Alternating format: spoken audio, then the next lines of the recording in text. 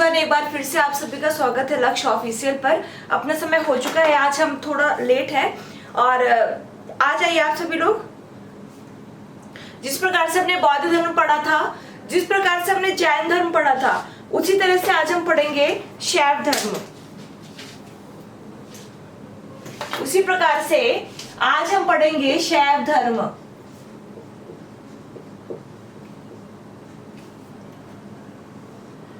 जब भगवान बुद्ध को फॉलो करते हैं हम, तो हम बन जाते हैं बौद्ध धर्म के फॉलोवर। जब हम भगवान शिव को फॉलो करते हैं या भगवान शिव की पूजा करने वाले जो लोग होते हैं वो कहलाते हैं शैव धर्म के लोग। जो लोग भगवान विष्णु की पूजा करने वाले होते हैं वो कहलाते हैं वैष्णव धर्म के फॉलोअर्स। ठीक है, तो इसके पहले कि हम स्टार्ट करें, सभी लोग जुड़ जाएं और लाइक करना बिल्कुल भी ना भूलें। हो सकता है कि आज आपकी क्लास थोड़ा सा कम समय के लिए हो। एक्चुअली आज मेरी तबीयत थोड़ा ठीक नहीं लग रही है। चलिए, सभी लोग जुड़ गए, सबने लाइक तो कर दिया? ठीक है, नहीं किया हो तो प्लीज कर दीजिएगा।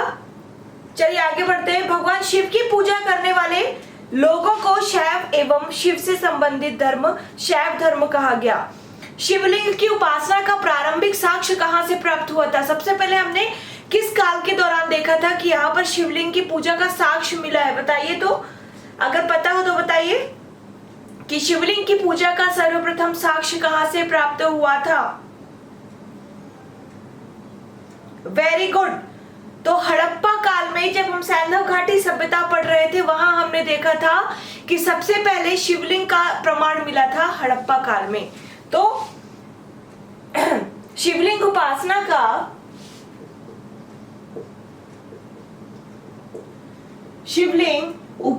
का प्रारंभिक साक्ष्य कहां से मिला था? तो ये मिला था सैंधव काल से।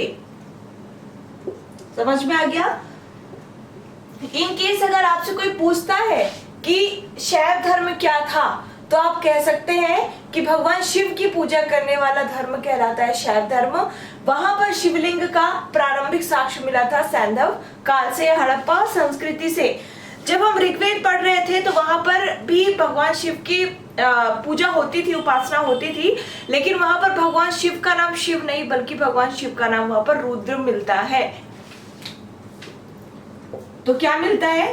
रुद्र मिलता है। कहां पर? शिव का ऋग्वेद में नाम, भगवान शिव का ऋग्वेद में क्या नाम मिलता है? रुद्र मिलता है। आगे बढ़े, चलिए।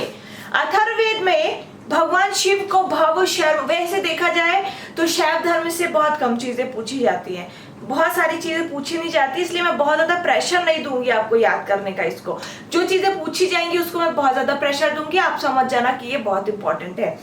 अथर्ववेद में भगवान शिव को भव, शर्व, पशुपति तथा भूपति कहा गया है। उसके बाद जो इंपॉर्टेंट फैक्ट है वो ये है कि लिंग पूजा का स्पष्ट वर्णन मत्स्य पुराण में मिलता है। तो अगर पूछा जाए, अच्छा ये बताइए, जो मत्स्य पुराण है यह किस वंश की जानकारी प्रदान करता है?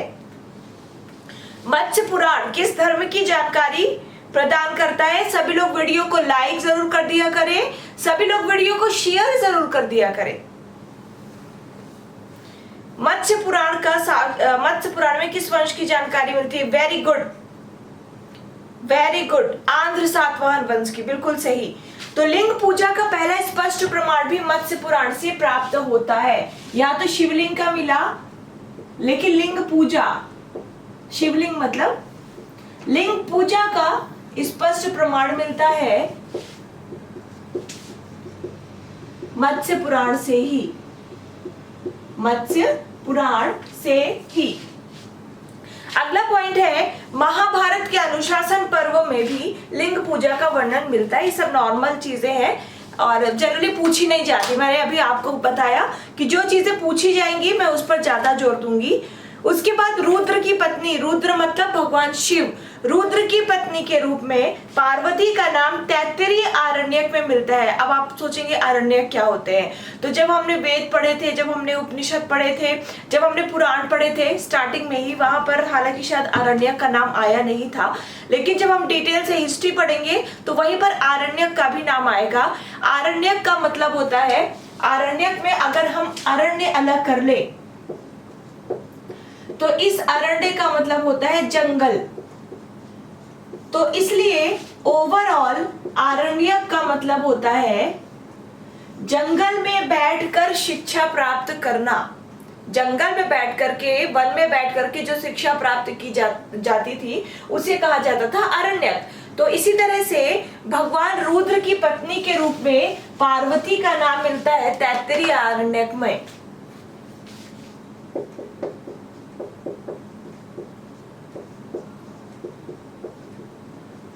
तैत्तिरीय आरण्यक में किसका नाम मिलता है? पार्वती का, रुद्र की पत्नी के रूप में। आगे बढ़ते हैं। शिव की पत्नी का सौम्य रूप है पद्मा, पार्वती, उमा, गौरी, भैरवी। ये नॉर्मल है। उसके बाद देखिए जो इंपॉर्टेंट है वो ये है कि शैव संप्रदाय की संख्या 4 बताई गई है। ये तो शैव धर्म एक ही था, लेकिन जिस प्रकार से आपने देखा था कि बौद्ध धर्म आगे चल के कई भागों में बढ़ जाता है, महायान, वज्रयान, हीनयान इत्यादि, इसी तरह से जो शैव धर्म है इसके भी 4 संप्रदाय बताए गए हैं।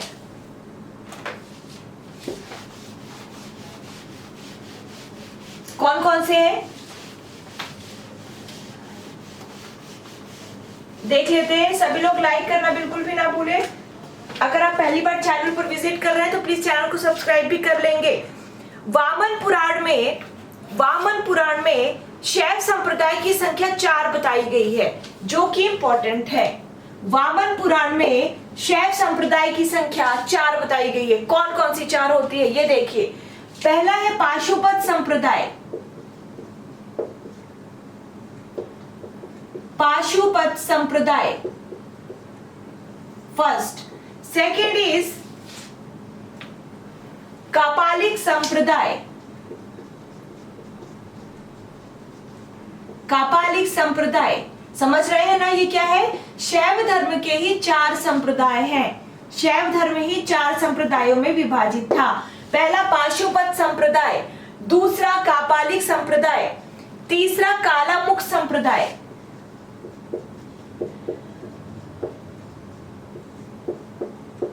तीसरा क्या है? कालामुख संप्रदाय, और चौथा क्या है? तो चौथा है लिंगायत संप्रदाय। लिंगायत संप्रदाय। तो शैव धर्म 4 संप्रदायों में विभाजित था। पाशुपत संप्रदाय, कपालिक संप्रदाय, कालामुख संप्रदाय और लिंगायत संप्रदाय। पाका काली, ट्रिक बना लीजिए। पाका काली, पाका काली, पाशुपत, कापालिक, कालामुख और लिंगायत। उसके बाद अगर अब देखते हैं कि सभी संप्रदायों की मुख्य विशेषताएं क्या थी। प्लीज सभी लोग लाइक जरूर कर दीजिएगा, सभी लोग लाइक जरूर कर दीजिएगा।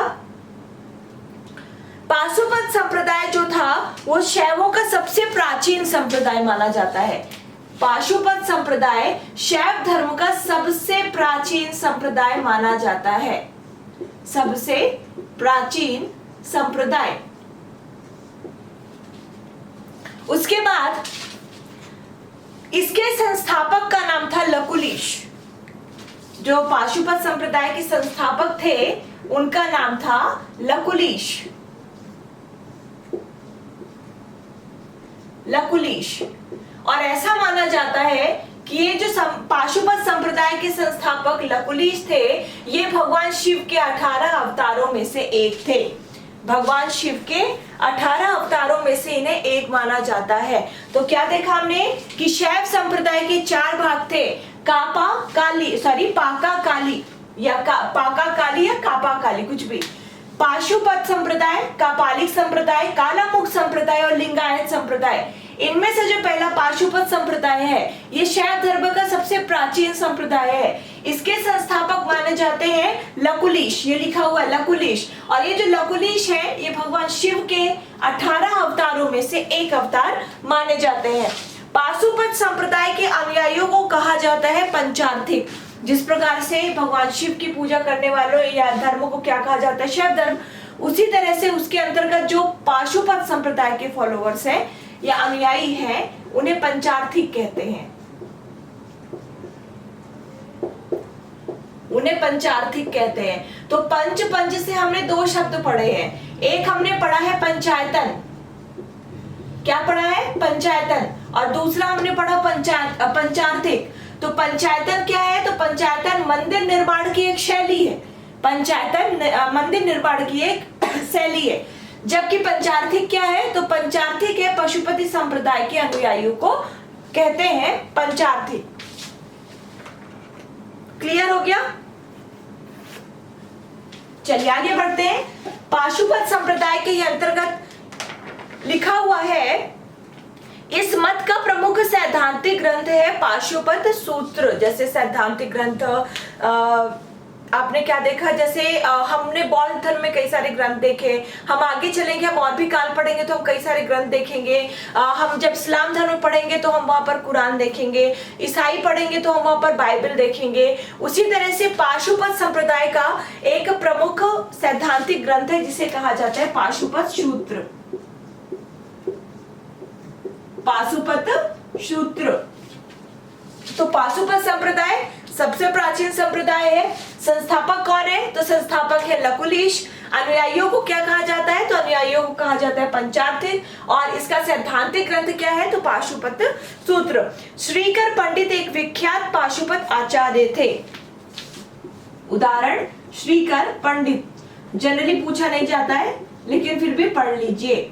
श्रीकर पंडित पाशुपत संप्रदाय के एक अनुयायी माने जाते हैं। अब देखिए कुछ संप्रदाय और हैं जिनमें से केवल पूछा जाता है आजीवक संप्रदाय के बारे में, और आपको फालतू में पढ़ने की जरूरत नहीं है। तो अगर पूछा जाए कि आजीवक संप्रदाय के संस्थापक कौन थे, बहुत इंपॉर्टेंट है, याद रखिएगा। आजीवक संप्रदाय के संस्थापक कौन थे, तो आजीवक संप्रदाय के संस्थापक थे मक्खलीपुत्र गोशाल। मक्खलीपुत्र गोशाल आजीवक संप्रदाय के संस्थापक थे। जिस प्रकार से पाशुपत संप्रदाय के संस्थापक कौन थे, लकुलिश थे, उसी प्रकार से एक और संप्रदाय था आजीवक संप्रदाय जिसके संस्थापक थे मक्खलीपुत्र गोशाल। इंपॉर्टेंट है, ये अक्सर पूछा जाता है। ठीक है, चलिए अभी कुछ देर से मैं रिपीट करूंगी, देखती हूँ आपको याद है कि नहीं याद है। ये हो गया। उसके बाद आते हैं अपने दूसरे संप्रदाय में। अब मैं मिटा देती हूँ, समझ गए ना।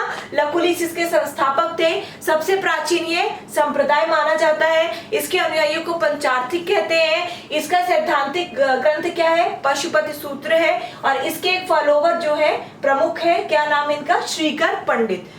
ये हो गया पहला पाशुपत संप्रदाय के बारे में। दूसरा आता है पाका, मतलब कापालिक संप्रदाय। दूसरा पढ़ेंगे कापालिक संप्रदाय। जो कापालिक संप्रदाय है इसके इष्ट देव भैरव थे। जो भगवान भैरव है ना, भैरवनाथ, वही थे। इष्ट देव कौन थे, भैरव। अगर मान लीजिए पूछ लिया जाए कि शैव धर्म के सभी संप्रदायों के में से इष्ट देव भैरव किसके या किस संप्रदाय के इष्ट देव थे, आंसर क्या हो जाएगा, कापालिक। तो कापालिक संप्रदाय के इष्ट देव थे भैरव। इस संप्रदाय का प्रमुख केंद्र श्रीशैल नामक स्थान माना जाता है। एक स्थान था श्रीशैल, यह प्रमुख केंद्र माना जाता है।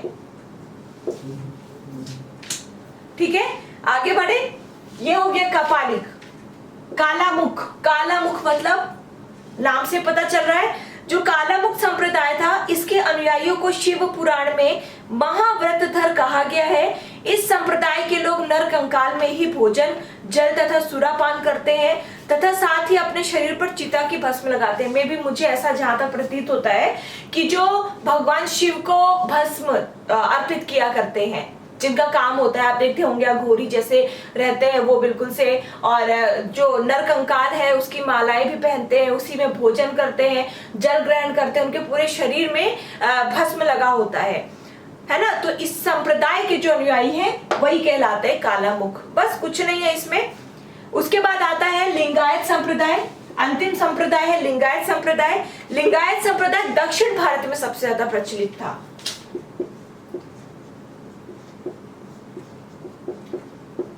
तो लिंगायत संप्रदाय सबसे ज्यादा प्रचलन में कहां पर था? तो ये सबसे ज्यादा प्रचलित था दक्षिण भारत में। इन्हें जंगम भी कहा जाता था। इस संप्रदाय के लोग शिवलिंग की उपासना करते थे। नाम से पता चल रहा है ना, लिंगायत संप्रदाय। लिंगायत मतलब भगवान शिवलिंग या शिवलिंग की उपासना ये करते होंगे, और स्पेशली ये दक्षिण भारत का संप्रदाय था। दक्षिण भारत में इसके फॉलोवर्स अधिक थे, और इन्हें जंगम भी कहा जाता था। समझ में आ गया क्या कहते थे इन्हें? जंगम। जंगम भी कहा जाता था इस संप्रदाय के लोगों को। ठीक है, आगे बढ़े तो हमने क्या देखा? 4 संप्रदायों में विभाजित है शैव धर्म। पाशुपत संप्रदाय, कापालिक संप्रदाय, कालामुख संप्रदाय और लिंगायत संप्रदाय। पाशुपत संप्रदाय जो कि सबसे प्राचीन संप्रदाय है, इसके संस्थापक माने जाते हैं लकुलिश। इसके अलावा इसका जो सैद्धांतिक ग्रंथ है वो है पाशुपत सूत्र। इसके एक प्रमुख पंडित हैं जिनका नाम है आचार्य, श्रीकर पंडित। और पाशुपत संप्रदाय के अनुयायियों को कहा जाता है पंचार्थिक। उसके बाद अगला आता है कापालिक। कापालिक संप्रदाय के इष्ट देव माने जाते हैं भगवान भैरव। उसके बाद आता है कालामुख। कालामुख संप्रदाय के जो लोग होते हैं वो संभवतः नरकंकाल में भोजन करते हैं, वही उसी का आभूषण ग्रहण करते हैं और भस्म अपने पूरे शरीर में लगाते हैं। वो कालामुख संप्रदाय के लोग हैं। जबकि अंतिम आते हैं लिंगायत संप्रदाय, जो शिवलिंग की पूजा किया करते हैं। बेसिकली वो लिंगायत संप्रदाय के अंतर्गत आते हैं, और ऐसा संप्रदाय बेसिकली दक्षिण भारत में पाया जाता है, जिसे जंगम भी कहा जाता है। आगे बढ़े, चलिए आगे बढ़ते हैं। आई होप बहुत ज्यादा कुछ टफ नहीं था। और शैव धर्म के अंतर्गत यही 4 संप्रदाय ही आते हैं और यही इंपॉर्टेंट होते हैं।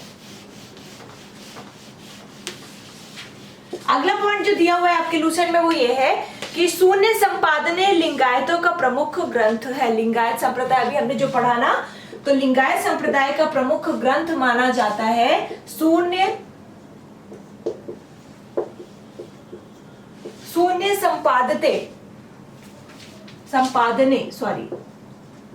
जिस प्रकार से पाशुपत सूत्र पाशुपत संप्रदाय का प्रमुख ग्रंथ सैद्धांतिक ग्रंथ था ना, उसी तरह से लिंगायत जो चौथा संप्रदाय था उसका प्रमुख ग्रंथ था सूर्य संपादने। क्या था? सूर्य संपादने। अगला, वसव पुराण में लिंगायत संप्रदाय के प्रवर्तक अल्लभ प्रभु तथा उनके शिष्य बासव को बताया गया है। इस संप्रदाय को वीर शिव संप्रदाय भी कहते हैं। ये इंपॉर्टेंट नहीं है। देखिए, जो पूरी हेडिंग इंपॉर्टेंट है उसका तो हमें एक एक लाइन पढ़ना पड़ेगा, लेकिन जो हेडिंग ज्यादा इंपॉर्टेंट नहीं है उसका मैं केवल आपको इंपॉर्टेंट फैक्ट याद कराऊंगी। 10वीं शताब्दी में मत्स्येंद्रनाथ ने नाथ संप्रदाय की स्थापना की, याद कर लीजिएगा। 10वीं शताब्दी में मत्स्येंद्रनाथ ने नाथ संप्रदाय की स्थापना की थी। इस संप्रदाय का व्यापक प्रचार प्रसार बाबा गोरखनाथ के समय हुआ था। फिर ये इंपॉर्टेंट है कि दक्षिण भारत में अक्सर आप देखते होंगे, चाहे तमिलनाडु में चले जाइए, बहुत सारे शिवलिंग या बहुत सारे शैव मंदिर आपको मिलेंगे। और भी दक्षिण भारत के जो क्षेत्र हैं, स्पेशली क्या हुआ था कि जो दक्षिण भारत के वंश थे वो भगवान शिव के अर्थात शैव धर्म के फॉलोवर हुआ करते थे। इस कारण से दक्षिण भारत में आपको शैव धर्म से संबंधित बहुत सारे मंदिर आपको मिलेंगे। तो दक्षिण भारत में शैव धर्म, चालुक्य, राष्ट्रकूट, क्योंकि कैलाशनाथ मंदिर या कह सकते हैं एलोरा मंदिर, इन सभी मंदिरों का निर्माण इन्हीं शासकों ने कराया था। तो राष्ट्रकूट, पल्लव एवं चोलों के समय लोकप्रिय रहा। तो ये जो शैव धर्म है ये दक्षिण भारत में किनके काल में लोकप्रिय रहा, किन किन शासकों के काल में लोकप्रिय रहा? तो ये रहा राष्ट्रकूटों के, चालुक्यों के और चोल काल में यह जो शैव धर्म था ये काफी लोकप्रिय हो गया था दक्षिण भारत में। उसके बाद पल्लव काल में शैव धर्म का प्रचार प्रसार नयनार संतों या नयनारों द्वारा किया गया था। देखिए, दो प्रकार के संत हुआ करते थे। पहले तो होते थे अलवार संत, दूसरे होते थे नयनार संत। जिस प्रकार से भगवान शिव के जो फॉलोवर हुआ करते थे या भगवान शिव के जो भगवान शिव की जो पूजा करते थे उन्हें क्या कहा जाता था? शैव धर्म के अनुयायी कहा जाता था। ठीक है, उसी प्रकार से जो भक्त शिव के फॉलोवर होते थे या जो संत उन्हें कहा जाता था नयनार संत, और जो विष्णु भगवान के फॉलोवर हुआ करते थे उन्हें कहा जाता था अलवार संत। तो पल्लव काल में जब नयनार संतों का उद्भव होता है तो उनके द्वारा पल्लव काल में शैव धर्म का प्रचार प्रसार किया जाता है। नयनार संतों की संख्या बताई गई है 63। एक बार मैं लिख देती हूं कि नयनार कौन थे? नयनार संत कौन थे? तो नयनार संत हुआ करते थे भगवान शिव के उपासक।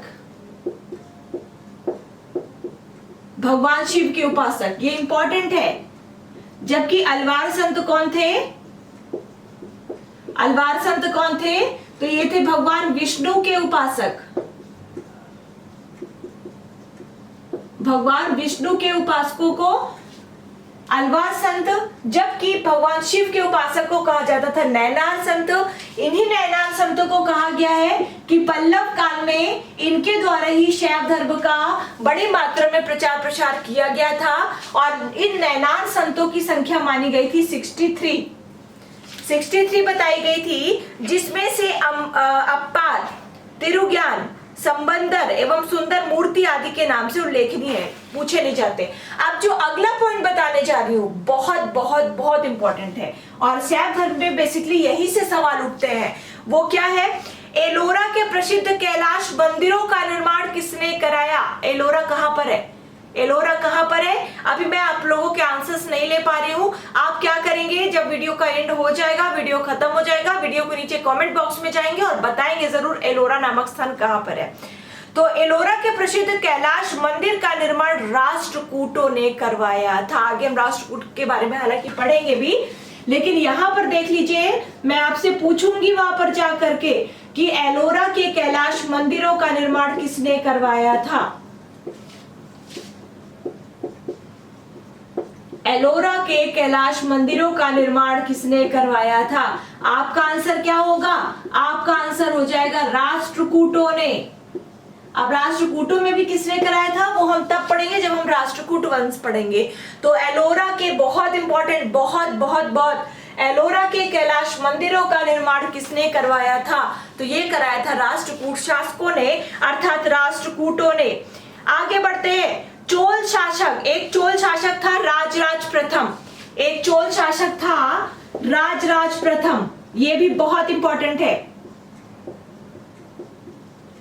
चोल शासक राजराज प्रथम या राजराज फर्स्ट ने तंजौर के प्रसिद्ध राजराजेश्वर मंदिर का निर्माण करवाया था। अब पूछा जाए कि राजराजेश्वर मंदिर का निर्माण किसने कराया था, तो मंदिर का नाम जो है वो इससे मिलता जुलता है, तो राजराज प्रथम ने कराया था। लेकिन ये भी याद रखिएगा कि राजराज प्रथम किस वंश का शासक था?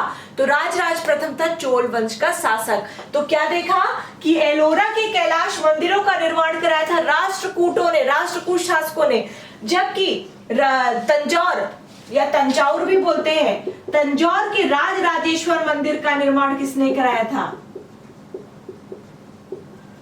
तो तंजौर के राजराजेश्वर मंदिर का निर्माण करवाया था चोल शासक राजराज प्रथम ने। किसने? चोल शासक राजराज प्रथम। अच्छा, आप सब लोग बताएं, आजीवक संप्रदाय की स्थापना किसने की थी? मैंने थोड़ी देर पहले याद कराया था, बताइए आजीवक संप्रदाय की स्थापना किसने की थी? आजीवक संप्रदाय के संस्थापक कौन माने जाते हैं? वेरी गुड, बिल्कुल, वेरी गुड, ठीक है, चलिए याद है ना। तो आजीवक संप्रदाय के संस्थापक माने जाते हैं मक्खलीपुत्र घोषाल। एलोरा के कैलाश मंदिरों का निर्माण राष्ट्रकूटों ने तंजौर के राजराजेश्वर मंदिर का निर्माण चोल शासक राजराज प्रथम ने। आगे बढ़ते हैं। जो ये राजेश्वर मंदिर है इसे ही बृहदेश्वर मंदिर के नाम से जाना जाता है। इसका दूसरा नाम एक और है बृहदेश्वर मंदिर। तो अक्सर कंफ्यूज करने के लिए बृहदेश्वर मंदिर ही लिखा जाता है क्वेश्चन में, क्योंकि राजराजेश्वर लिखेंगे तो डायरेक्ट पता चल जाएगा कि राजराज प्रथम ने कराया था। बृहदेश्वर मंदिर कहां पर स्थित है? तंजौर में, और इसे राजराजेश्वर मंदिर भी कहा जाता है। बहुत छोटा टॉपिक है, बस खत्म होने वाला है। आगे बढ़ते हैं। कुषाण शासकों की मुद्राओं पर, कुषाण जिसका प्रमुख शासक था कनिष्क, कुषाण शासकों की मुद्राओं पर शिव एवं नंदी का एक साथ अंकन प्राप्त होता है। ये इजी सा क्वेश्चन है। चलिए आगे बढ़ते हैं। लास्ट शैव धर्म का आपका टॉपिक है और हो सकता है कि ये आज का अंतिम टॉपिक भी हो। कल हम वैष्णव धर्म और इस्लाम धर्म खत्म करेंगे। वो ये है पशुपतिनाथ मंदिर। पशुपतिनाथ मंदिर के बारे में बताया गया है। नेपाल की राजधानी काठमांडू से 3 किलोमीटर दूर उत्तर पश्चिम में बागमती नदी के किनारे देवपाटन गांव में स्थित एक शिव मंदिर है। नेपाल के धर्मनिरपेक्ष राष्ट्र बनने से पहले यह मंदिर राष्ट्रीय देवता भगवान पशुपतिनाथ का मुख्य निवास माना जाता था। इस मंदिर परिसर को 1979 में यूनेस्को विश्व सांस्कृतिक विरासत स्थल के रूप में सूचीबद्ध किया गया। मुख्य मंदिर का निर्माण वास्तुकला की नेपाली पैगोडा शैली में हुआ है। देखिए कहा जाता है कि पशुपतिनाथ मंदिर केवल 2 है। एक जो है वो है नेपाल में और दूसरा मंदसौर में है मध्य प्रदेश के। तो जो नेपाल में है उसके बारे में बताया गया। नेपाल की राजधानी काठमांडू से कुछ ही दूर पर स्थित है पशुपतिनाथ का मंदिर, इंपॉर्टेंट है। और किस नदी के तट पर है? तो बागमती नदी के तट पर है। देवपाटन नामक गांव के पास में स्थित है। इसे 1979 में यूनेस्को में विश्व धरोहर स्थल का दर्जा दिया गया है। बस यही चीज याद रखिएगा। बाकी ये हो जाता है कंप्लीट आज शैव धर्म में। बहुत ज्यादा कुछ इसमें खास बात थी नहीं, और जो चीजें इंपॉर्टेंट थी उसको मैंने जोर दे के आपको याद भी करा दिया है। जहां तक मेरा अनुमान है आपको याद भी हो गया होगा।